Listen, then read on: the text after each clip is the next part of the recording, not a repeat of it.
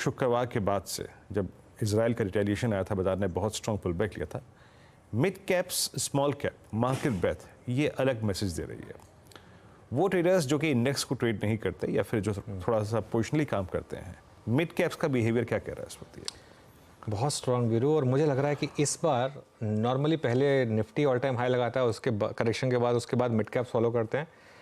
इस बार मुझे लग रहा है कि उल्टा होगा। इस बार पहले mid cap all time high लगाएंगे, उसके बाद शायद मुझे लग रहा है कि निफ्टी का नंबर आएगा। और उसका रीज़न ये है कि निफ्टी में एक दो कंपोनेंट्स हैं जो उतने स्ट्रांग नहीं हैं। अब देखिए, मिड कैप ज़्यादा करेक्ट हुआ था निफ्टी के मुकाबले, जो कि होता भी है नॉर्मली, लेकिन उसके बाद जो रिकवरी आई है, अब इस महीने का मूव देखिए आप। इस महीने निफ्टी मिड कैप 3.8% ऊपर है और निफ्टी 0.38% ऊपर है। और अब दूरी कितनी रह गई ऑल टाइम हाई से? मिड कैप में 1.37% और निफ्टी में 1.6%। मुझे लग रहा है मिड कैप इंडेक्स में ऑल टाइम हाई शायद आपको कल की एक्सपायरी से पहले भी लग जाए। जिस तरीके आज का एडवांस डिक्लाइन देखिए, गैप बढ़ रहा है।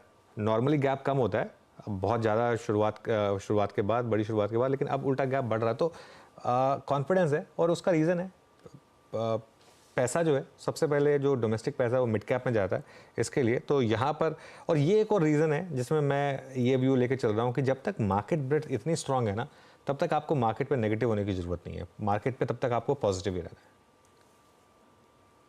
है। ब्रेथ और मिड कैप्स का ये बिहेवियर इंटरेस्टिंग है और शायद अपने ऑल टाइम हाई को कल ही काट जाए एक्सपायरी के साथ। ये नुज का व्यू मिड कैप्स पे। और एक एक करके जो मैं फार्मा की बात कर रहा था, वहाँ पे मेरे स्क्रीन पे स्टॉक्स अपीयर होते हुए, डे हाई पर आके ट्रेड करते हुए। लुक एट ग्रैनुल्स एक मजबूत स्टॉक नहीं है, याद रखिएगा। इट्स अ वीक स्ट्रक्चर, लेकिन पुल बैक मोड में है। 41660 के जोन को स्ट्राइक करता हुआ ये एग्जैक्टली इसका 100 डे एक्सपोनेंशियल मूविंग एवरेज है। अच्छा, एक बार लेके आइए आप नवीन फ्लोरिन।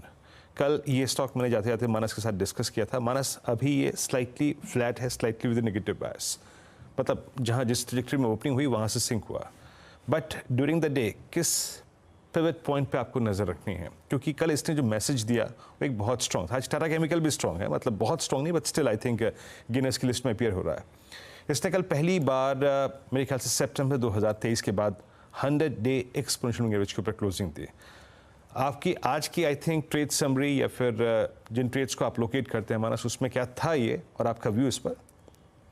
बिल्कुल है। देखिए, कल भी ये लिस्ट में था क्योंकि यहाँ पर स्टॉक ने 100 डे मूविंग एवरेज को ब्रीच किया था। आज मॉर्निंग में एक छोटा सा प्रॉफिट बुकिंग का दौर देखने को मिला है, लेकिन कल का ब्रेकआउट के हिसाब से अगर हम देखें तो इसके टारगेट करीब करीब 35-25 के आसपास के आते हैं। तो 3525 के टारगेट के लिए एक पोजिशन ट्रेड आप करंट लेवल्स पे भी ले सकते हैं। करंट लेवल्स पे खरीदारी करके 3324 के नीचे स्टॉप लॉस लगाइए और 3525 के टारगेट सेट करिए। नवीन फ्लोरिन, एक बार आप बायोकॉन लेकर आइए जरा, आज का हमारा स्पॉटलाइट वाला स्टॉक। और देखिए बायोकॉन का मूव करीब करीब